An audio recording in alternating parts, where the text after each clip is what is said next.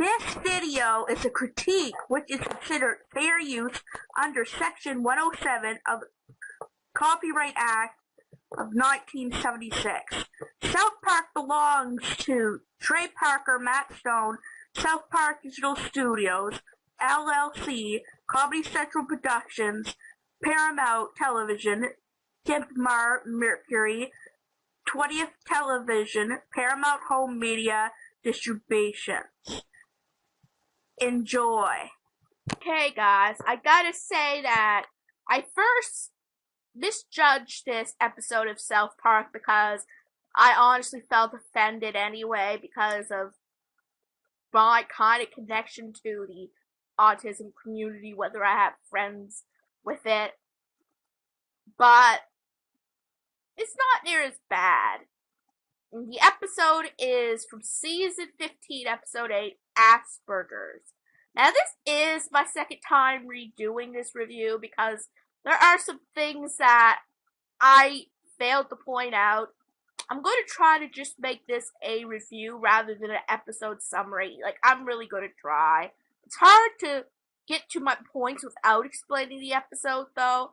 Pretty much is that Stan Marsh gets misdiagnosed with Asperger's syndrome after the episode You're Getting Old, when he sees everything as a piece of crap. Not using the other word again. Now, I'm just going to go into basics of what I like about this episode and what I don't. It has it pretty well. It explains things pretty well, to a degree. Matt and Trey have done some of their research, you can kind of tell. And with Matt Stone and Trey Parker, you gotta take things with a grain of salt, because they make fun of things, but they kind of make fun of things properly. Now, I didn't understand the representation of Stan seeing everything and hearing everything as a piece of crap. But now that I've had time to think about this, it's not, okay, people with autism and Asperger's don't literally, they don't see or hear things as a piece of crap. But they do have sensory issues, where things may not feel or hear or taste right to them. It might taste worse than it actually is. Or no, it might be worse than it actually is. For example, my sensory seems to love things that make things, more chewy. If I have crackers, I more than likely have to have sliced cheese. I like that texture. It feels right to me. Now anyway, back to my point. They did that in a way to make fun of it, light of it, in a certain sense of the word, but it is somewhat of a representation of what someone on the spectrum might feel like sometimes. Things just don't, everyone else is enjoying something, they may not be able to enjoy it. I do get that, and I respect that. Also, they also did really well in the scene where Stan was in his class, and he heard everyone talking about different controversies going on with vaccines, and why do they have to do it, and whatever, and they amplified that voice, the conversation. They made it sound out of tune with Stan, and that is a great representation of what someone on the spectrum goes through with sensory overload. Not saying that they all curse and flip off someone in the blue like Stan did, but it shows that he got overwhelmed. And I didn't see that around. I didn't understand that or pay attention to that the first time I saw it. I applaud that. But there is one thing I do not like. At the beginning of the episode, when Mr. Mackey somewhat diagnoses or suspects Stan of having Asperger's syndrome, he asks questions. When Stan says, "How do you feel when you can't be happy?" the first thing Mr. Mackey does is go to the phone and ask us whether he got a vaccine. And then said, uh-oh, I think he has Asperger's. Are you kidding me, Mackey? He's right there. And it even showed him going into a depressed state. You said it. You talked about him as if he wasn't there. I don't know if you realize how offensive that is. I mean, yes, okay, I'm not saying I 100% have it, but in the case if I did, or if I used the defense that one of my psychiatrists said I had Asperger's or mild autism, or even with a disability, you know what, even with a disability, we are human beings. Even if someone is nonverbal, doesn't mean they're not there. Either. Like, you being right there and saying, did he? Oh, I guess he has Asperger's. It's such a tone. You're supposed to be a school counselor. You're supposed to be reassuring. You're supposed to know not to be flipping and sensitive like that. I'm sorry, Becky, but where did you get your degree? And also, it hurts the fact that he actually doesn't have it, and that Mr. Mackey just assumed because he said something, oh, he had a vaccine, he must have Asperger's. What an unprofessional asshole. Okay, that out of the way. Mackey, you're the a-hole of the day, but I also have things to say about how Cartman handled the situation. Now, everyone could argue Cartman is Cartman. That's fine. But I even have to wonder whether the character flip should have been switched. Because, honestly, I mean, okay, I guess I don't want to insult anyone on the spectrum to compare them to Cartman. But in this episode, it clearly displayed that Cartman showed some more signs of it than Stan. I mean, literally, he took Asperger. What he heard was Asperger's. And he literally put burgers on his ass. But I can say that it is a comedy-related thing. He misunderstood it.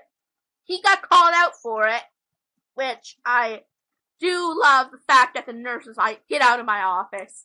They clearly understood that Cartman's being sensitive, although this time unintentionally. I think this time he really was just stupid. But yeah, I also love the fact that they're making fun of the vaccine connection. Everyone nowadays is like, oh, vaccine caused my child to be autistic. Without even any proof.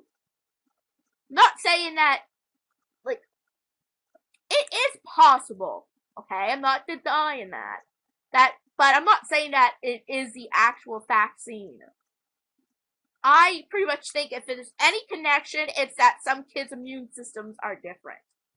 Right? And it's not the actual vaccine, but it's the genetics of the kid. That really determine that.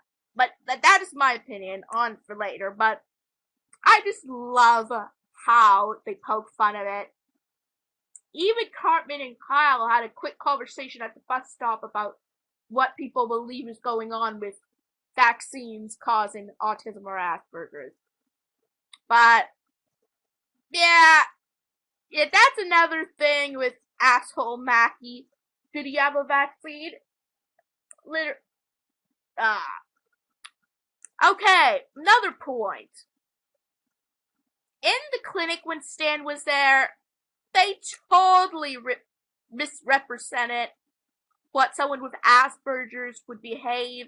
I'm not saying there isn't different people inside like every disability, but they acted like they were mentally Okay, I'm not saying there aren't people with autism with severe autism nonverbal, but they usually, if it's going to be severe, it usually has some mental, the R word, with it, not just the autism. It's usually other disabilities along with the autism that causes the worst case scenarios of it. But they literally smeared feces, peed on the wall, like jumped around and off things. Like, I just don't like the way they represented what this community is like.